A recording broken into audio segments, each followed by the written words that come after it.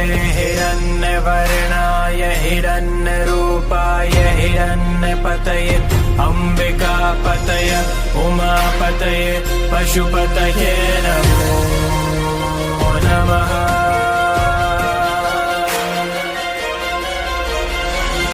नमस्कार, स्वागत है एक बार फिर आपका आपके अपने YouTube चैनल वैदिक ज्योतिषी में।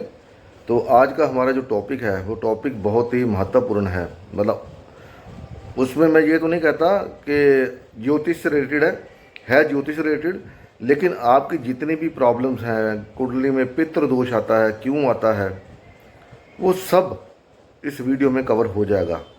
क्यों आता है, क्यों ऐसा होता है।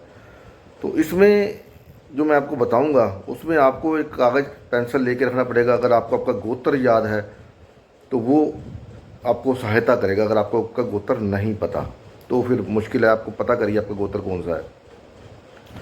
तो वीडियो शुरू करने से पहले अगर आप इस चैनल पर पहली बार आए हैं तो इस चैनल को सब्सक्राइब कर सकते हैं, बेल का आइकन दबा सकते हैं, साथ में एक छोटा सा आल का आइकन आता है उसको भी दबा देंगे तो क्या होगा कि आपको मेरी अपलोड होने वाली हर वीडियो समय पर मिल जाएगी। एक सबसे बड़ी रिक्वेस्ट आपसे यह है कि इस वीडियो को आप जितना शेयर कर सकें शेयर जरूर करिएगा, क्योंकि ये वीडियो अगर आप शेयर करते हैं और इस वीडियो को शेयर करने से किसी को पुण्य मिलता है, फ़ायदा मिलता है, तो आप जरूर पुण्य के भागी बनोगे। वो क्यों बनोगे ये वीडियो के अंदर आपको पता लग जाएगा। होता क्या है कि मेरे पास पिछले काफ़ी समय से कुछ चार्ट आ रहे थे। उस चार्ट के अंदर किसी न किसी देवी का कर्स निकल के आ रहा था बीच में। हर बार कोई ना कोई कर्स है, देवी का कर्स है। तो ये ऐसा क्यों हो रहा है, इस पर बार बार मेरे पास ऐसे चार्ट क्यों आ रहे हैं कि जिसमें देवी का कर्स निकल के आ रहा है। तो मेरे को ऐसा सोचने पे मैं मजबूर हो गया कि इसकी वजह क्या है। तो मैंने फिर सोचा कि ये इंडिकेशन है मेरे लिए। मेरे जो एक्स टीचर हैं दीपांशु गिरी, वो सही बोलते हैं कि जैसा आप सोचते हो यूनिवर्स आपको हेल्प करता है। तो इस मामले में भी यूनिवर्स ने मुझे हेल्प किया। तो मैं सोचने पे मजबूर हो गया अभी ऐसा क्यों हो रहा है। तो हुआ क्या कि चार्ट के अंदर अगर आपके पितृ दोष है, पितृ दोष को समझिए क्या होता है। दूसरे, 5वें, 9वें, 12वें और 11वें घर में अगर राहु बैठा हुआ तो आपको पितृ दोष गिना जाएगा। दूसरे घर का कारक गुरु है, 5वें घर का कारक गुरु है, 9वां घर गुरु का अपना घर है, 11वें घर का कारक गुरु है, 12वें घर का कारक गुरु है। ठीक है। तो इसका मतलब यहाँ पर राहु का मौजूद होना आपके चार्ट के अंदर ये दर्शाता है कि आपके पितरों ने अपने धर्म को लेकर के कोई अच्छे काम नहीं किए, या जिस धर्म को वो फॉलो कर रहे थे उस धर्म को छोड़ के किसी और जगह घुस गए। ठीक है, होता है आजकल की दुनिया में, हर कोई करता है ऐसा। तो मैंने ये जब सोचना शुरू किया तो मेरे को याद आया कि यार हमारे इस सबसे बड़े कर्ज का जो पीछे रीज़न होता है वो होता है हमारे कुल देवी या कुल देवता। मेरे को उम्मीद है कि 99% लोगों को ये नहीं पता होगा कि उनकी कुल देवी कौन है या उनके कुल देवता कौन है। ठीक है, क्योंकि पितरों ने बताया नहीं, हमारे सिस्टर ने हमको बताया नहीं, उन्होंने खुद ही पूजना छोड़ दिया, फिर हम भी भूल गए, हमको भी पता नहीं। आजकल हमारी लाइफ इतनी हैक्टिक है या फास्ट लाइफ है तो हमको पता ही नहीं होता। तो मेरे को ये सोचने में मजबूर कर दिया और फिर मैं परमात्मा से रोज़ या कोई एक हफ्ते के अंदर अंदर मेरे को ये सब पता चल गया। मैं रोज़ प्रार्थना करने बैठता, मैं ये बोलता था कुल देवता या कुल देवी आपको उन्होंने मुझे नहीं पता, लेकिन मेरा नमन स्वीकार करो, मेरे से जो गलतियाँ जो भूलें हुई हैं उसको क्षमा करो और मेरे को बताओ कि आप हो कौन। ठीक है ना, जहाँ कहते हैं जहाँ चाह वहाँ रहा। और मेरी वो प्रार्थना कबूल हुई देवी के दरबार में। मुझे हमारे कुल की देवी का पता चल गया। उससे पहले मैंने हमारे जो मैसेज में ब्राह्मण हूँ, मोजाल ब्राह्मण, तो हम कितने ग्रुप है फेसबुक के ऊपर, उसमें मैंने सब ग्रुप के अंदर डाला कि हमारी जो कास्ट है उससे जो कुल देवी या देवता कौन है प्लीज़ बताने का कृपया करें, क्योंकि आपकी चाह है जानने की। तो किसी को पता ही नहीं है, कोई कुछ लिख रहा है, कोई कुछ लिख रहा है, कोई कुछ लिख रहा है। ठीक है, जो लिख रहे हैं वो लिख रहे हैं क्या कि जो हमारी सतियाँ होती हैं, बड़े बड़ोतरे होते हैं, हम लोगों को पता नहीं है, बनियों में सतियाँ जैसे होती हैं, तो ऐसे हमारे ब्राह्मणों में भी होती हैं, तो उनका पता लिख रहे हैं, वो मेरे को पता है। लेकिन कुल देवी क्या होती है, जब जो भी गोत्र आपका है, जो भी गोत्र, जब उस गोत्र के जो महर्षि थे वो पूजा तपस्या करते थे तो असुर दानव जो थे वो जाकर के उनको तंग करते थे। तो उन्होंने भगवान से प्रार्थना करी कि भाई हमको धर्म कर्म करना होता तो ये असुर आके हमको तंग करते हैं, तो इसका कोई निवारण करिए। तो फिर उन्होंने जो योगनियाँ 64 योगनियाँ हैं, उन योगनियों में से गोत्रों को, जो गोत्र है आपके, जो ऋषि हैं, उनको उन देवियों को उनकी रक्षा का कार्यभार संभाला कि आप इनकी रक्षा करें असुरों से। ठीक है, तो वो ऋषि उस देवी की पूजा करते थे, उस योगिनी की, उस देवी की, और वो देवी हमारी कुल देवी कहलाई। जैसे हमारा गोत्र पराशर है, तो हमारी जो कुल देवी अब किसी को नहीं पता था, लेकिन मैंने जैसे कहते हैं, मैंने आपको पहले बोला है, तो मेरी ये इंटेंशन थी कि मेरे को पता लग जाए, और कल और परसों से मेरे को ये मिलना शुरू हुआ, और कल जाके मेरे को कितने ही गोत्र थे जिनकी मेरे को देवी देवता मिले, कुल देवी देवता। आपके चार्ट में कर्स क्यों है? क्योंकि आप अपनी कुल देवी को पूजा नहीं करते, मानते नहीं हैं। ऐसे एक चार्ट मेरे पास आया था साउथ से, तो उनका भी था, मैंने उनको बोला था कि आपके घर के अंदर धर्म का परिवर्तन हुआ या घर के अंदर आपने किसी न किसी को पूजना छोड़ दिया है। तो that lady Lord told me कि मेरे जो फादर थे, हमारी कुल देवी का मंदिर था, वहाँ पर कुछ ऐसा हुआ था कि वो मंदिर वहाँ चला गया, वहाँ पर हमारे पुरखों में से कोई भी नहीं गया। तो फिर मैंने उनको वहाँ पर भेजा, मैंने कहा आप जाइए वहाँ पर माथा टेक के आइए। और वहाँ जाने पर उनको काफ़ी ऑब्स्टेकल्स महसूस हुई, क्योंकि इतने ही समय से आपने छोड़ा हुआ है, देवी नाराज होती है। और जिस देवी को आपकी रक्षा का कार्यभार संभाला गया है, उसको आप पूजा नहीं करेंगे तो आपको प्रॉब्लम होना है। जैसे आपके पेरेंट्स आपको पालते पोसते हैं, अगर आप उनको नहीं पूछेंगे, नहीं पूजेंगे, नहीं उनकी आज्ञा लेंगे, किसी बात में इग्नोर करेंगे, तो पेरेंट कर्स करते हैं। पितृदोष भी यही है कि आपने पितरों को पूछा नहीं तो पितरों ने कर्स कर दिया। आप अपने पेरेंट्स को नहीं पूछोगे तो उनकी आत्मा को कर्स करेगी कि मैंने इसको इतना पाला, उसके बड़ा किया, ऐसा किया, इसने मेरे को पूछा नहीं, तो वो कर्स आपकी फैमिली के अंदर आता है। देन व्हाट हैपन, आपकी जो फैमिली है उसमें प्रॉब्लम्स क्रिएट होना शुरू हो जाती है। कभी बच्चा नहीं हो रहा, कभी घर की फैमिली में सुख शांति नहीं है, जितना कमाते हैं सब उड़ जाता है, बच्चे पढ़ते नहीं हैं, ठीक है, मियाँ बीवी में बड़ी डाइवोर्स हो रहा है, मतलब कितनी तरह की प्रॉब्लम आपको आती है। क्यों? क्योंकि आपने अपने पितरों को पूजा नहीं, आपने कुल देवी की पूजा नहीं करी। और राहु, मैंने आपको बोला, जो मेरी लास्ट वीडियो मैंने डाली है, राहु देवी का कारक है, राहु फीमेल प्लेनेट है, वो देवी का कारक है, इसलिए राहु की वजह से पितृदोष क्रिएट होता है। मेरे चार्ट के अंदर दूसरा घर जो होता है हमारी कुंडली का, वो होता है हमारी लीनेज, फैमिली, जो हमारी लीनेज जो पीछे जो चलती आ रही है लीनेज, वो दिखाती है। ठीक है, दूसरे घर से ही आप अपने कुल देवी और कुल देवता देख सकते हैं। पांचवा घर इष्ट देव का होता है।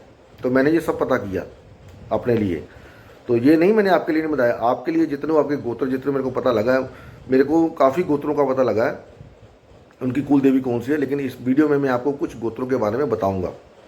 ठीक है, तो वो आप उनको अपने पूजा स्थान में स्थान दें, उनकी नित्य पूजा करें, और देखिए आपके साथ कैसे आपकी जो प्रॉब्लम्स है चुटकी में हल होती हैं, आपकी रक्षा की जाएगी।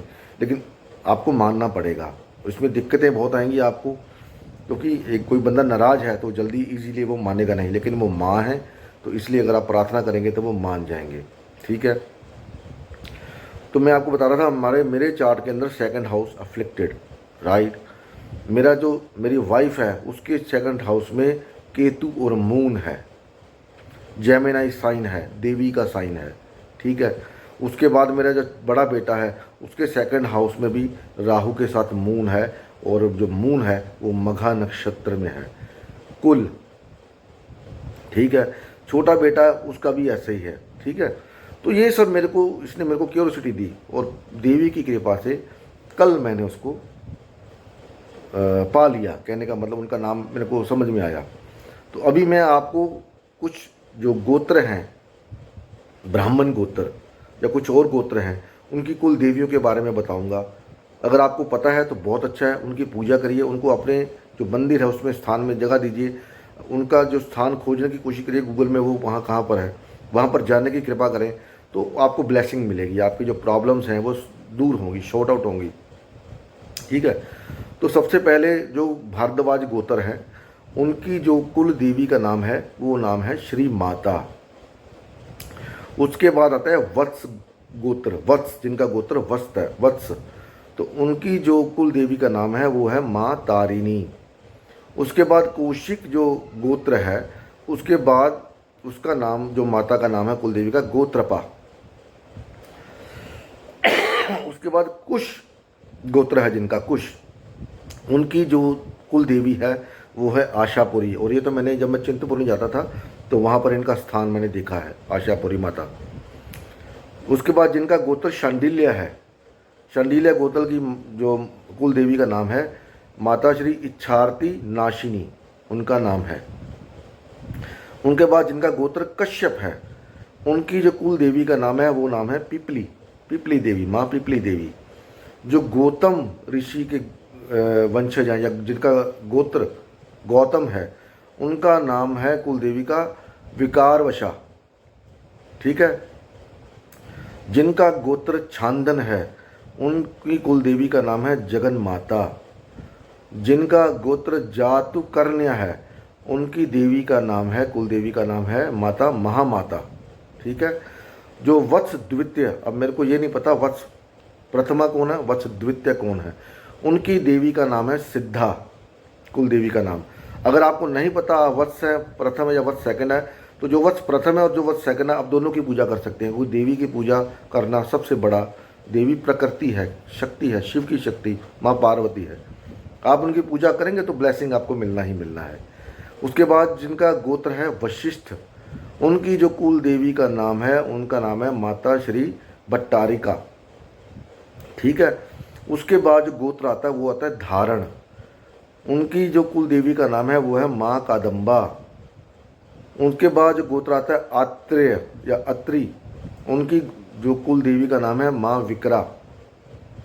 उसके बाद जो गोत्र आता है गोत्र भांडिल, उनकी जो कुल देवी का नाम है माँ मीठा, ठीक है। उसके बाद जो गोत्र आता है लौकिक, उनकी जो कुल देवी का नाम है वो है माँ सुपर्णा। उसके बाद जो गोत्र आता है कृष्णायन, उनकी जो माँ कुल देवी का नाम है माता वसुजा। उसके बाद जो गोत्र आता है उपमन्यु, उनकी जो कुल देवी का नाम है वो है महादेवी।